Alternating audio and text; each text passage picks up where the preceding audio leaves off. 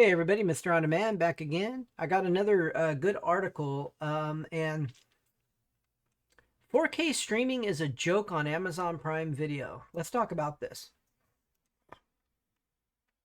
I've got a problem with Amazon Prime Video. It's nothing to do with their content, which on the whole is quite good, with a solid selection of movies and TV shows. But when I tune in to watch the latest episode of Reacher, I keep bumping up against the same problem: Prime's terrible video compression. Streaming has never been the place to get the highest quality video. That has long been reserved for physical media like Blu-rays and UHD rays. While all formats rely on software to compress the video and often audio, the limited bandwidth for online streaming means more compression and worse quality. Still, some streaming services excel at delivering video quality, which, despite all the compression, manages to get close enough to Blu-ray quality that even video files will be most satisfied, if they can even tell the difference. With Prime Video, though, I can very much tell the difference. And worse still, their 4K streaming is actually worse than their theoretically lower quality 1080p HD streams. Now, I want to talk about this. Part of that reason might be that it's not upscaling the 4K for this person, but it is upscaling the 1080p. So when it gets the 1080p, it's upscaling that to 4K, but because it sees the signal as 4K, and maybe Amazon's not quite able to give really good quality 4K, maybe that's part of the issue, because the upscaling on the TVs nowadays is doing a heck of a lot for us. And we got to understand that. So going from TV to TV or from different streaming box to different streaming box can play a huge difference when it comes to the AI upscaling that's happening.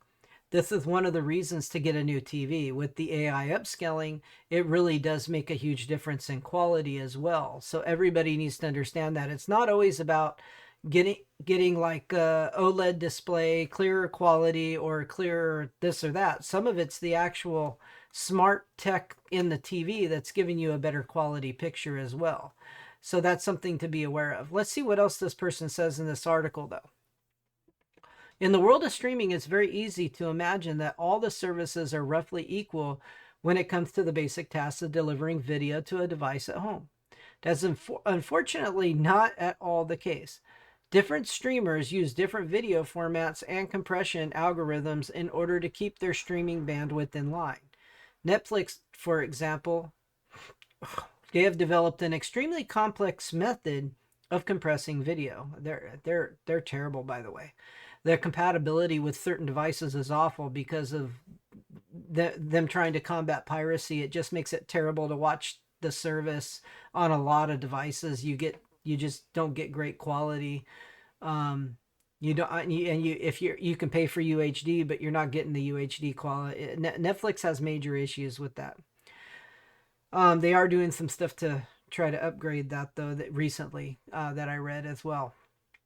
With specific settings for each title in its library to maximize perceived quality, Netflix's compression algorithm can intelligently identify difficult scenes, like scenes set in dark, smoky rooms, and tune the compression accordingly.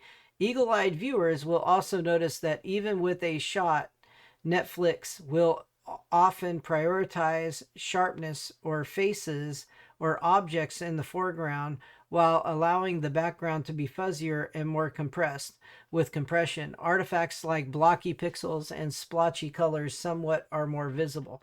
This all has to do with the software AI upscaling and software AI support in whatever app is being ran.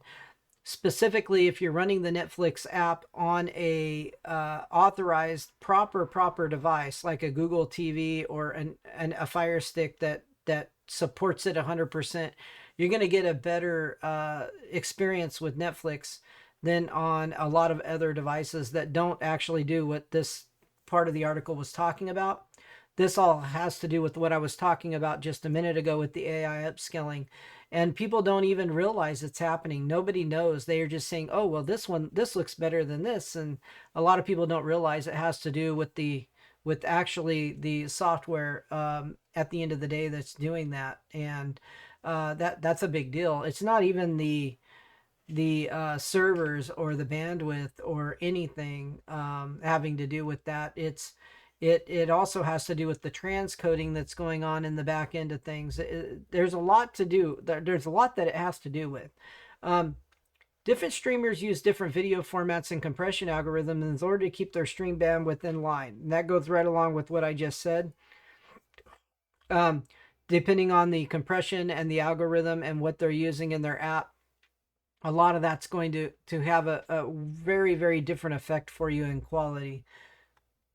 The problem with video streaming is that compression is unavoidable, but it can be managed in different ways. Apple TV Plus, for example, tends to have very solid compression, in part because it delivers video at relatively high bit rates for streaming, up to about 25 meg per second for 4K, compared to an average 15 megasecond for most other services. The result is that outside of some very difficult dark scenes on shows like Silo, the streaming quality on Apple TV Plus shines. I'm going to agree with that because if you've got a fast enough internet connection and you're able to handle a higher bit rate, you're getting closer to direct playing the file, like if you're playing a disc, so you don't end up with the issues that he was talking about earlier in the article. I can't remember when I first noticed something was wrong with the 4K streaming on Prime Video, but I do remember the show that sent me over the edge. It was director Steve McQueen's highly acclaimed Prime original Small Axe, an anthology of 5 TV films, each about the lives of the so-called Windrush generation of West Indian immigrants to London from the 1960s to the 1980s. It's an incredible anthology with some amazing filmmaking, which is to be expected from the director of movies like Hunger and 12 Years a Slave. What wasn't to be expected, though, was how bad Prime's compression made the anthology's beautiful cinematography look. It was especially evident to me in the series' most beloved, Lover's Rock, which is set mostly at night and in grainy, dark, orange-hued style. And while I could tell that it theoretically looked good on my 4K OLED TV, the picture was instead a mess of digital noise, splotchy red and green colors, and blocky artifacts all over. Wow. I haven't tried watching any of these things he's talking about, so I can't speak to that. But yeah, I mean, I've definitely noticed a difference in certain streaming, from different things for quality like that. It is terrible. Things only get worse when I checked out Moonlight director Barry Jenkins' epic miniseries adaptation of The Underground Railroad, another Prime original. That series is also often quite dark looking, but its palette overall is quite soft and tends toward browns and other earth tones, which Prime's compression apparently has a hard time dealing with generally. Once again, splotchy colors and ugly digital noise rendered their head, distracting me to the point that it detracted from my ability to appreciate the actual show. Yeah. So another question I would have was this being played on a Amazon product? Was it on a Fire Stick or a Fire TV Cube? Or was it being played through a smart TV, or was it being played? I'm curious as to what type of device he was actually playing this stuff on. Not wanting to watch Barry Jenkins work in such poor quality, I had to find a solution, and it turned out the best fix was to stop watching in 4K. While 4K is marketed as higher quality than 1080p, the higher resolution also tends to mean heavier compression. While modern encoding formats help to offset that sometimes, there's only so much that can be done with bit-starved content. Getting tired of all the ugly noise and artifacts cropping up the Underground Railroad, I decided to take drastic action. There's no way to adjust the video quality for Prime directly on my Apple TV. He was on an Apple TV, so there you go.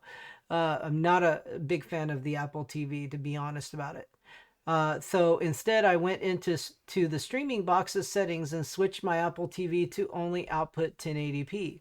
I think you think maybe he would have gotten a better experience using an actual Amazon product. I'm not a, I hate Amazon products as well, but let me know down below in the comments what you guys think about that. The difference was massive. While the show still didn't look as good as I knew it could in theory, gone was the ugly noise and weird color bleeding. The image looked tighter and better, and it was that much easier to immerse myself in the story.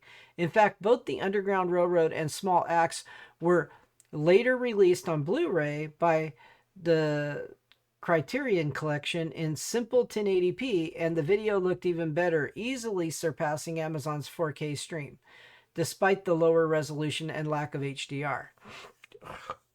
Well, again, depending on if you got a newer TV, it's going to upscale that 1080p to look almost as good as real 4K.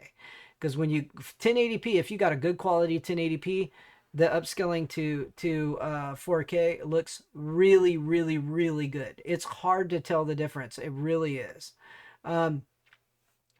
These days, I don't often switch my Apple TV to only 1080p because it's annoying to have to play around with those settings.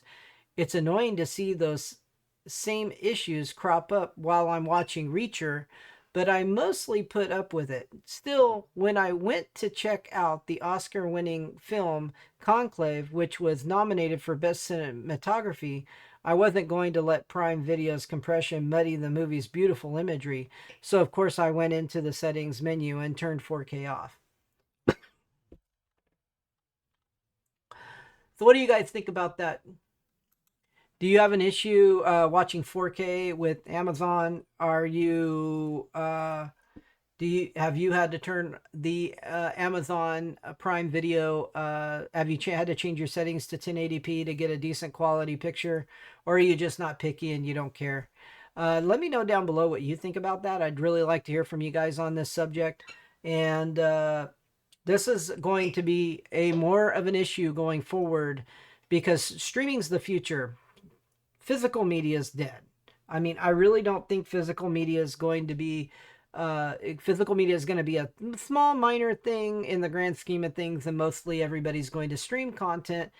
The internet's going to get much faster, and we're going to get closer to being like, you know, direct playing everything like I do at home on my network on my Plex. I direct play really HDR, high quality 1080p content off my Plex. That looks amazing. And then it's up on a lot of my TVs, on a lot of my stuff, it's upscaling to 4K. So once you're getting that really high quality 1080p and then it upscales to 4K, you're going to get an excellent quality. So you don't really have to have, that's a whole nother story. But honestly, if you're like building your own collection, you don't really have to have 4K content mostly. You just need really good quality 1080p content. And if anything, this article actually kind of justifies that. Really good quality 1080p content. The AI upscaling is going to upscale that to 4K and make it look amazing.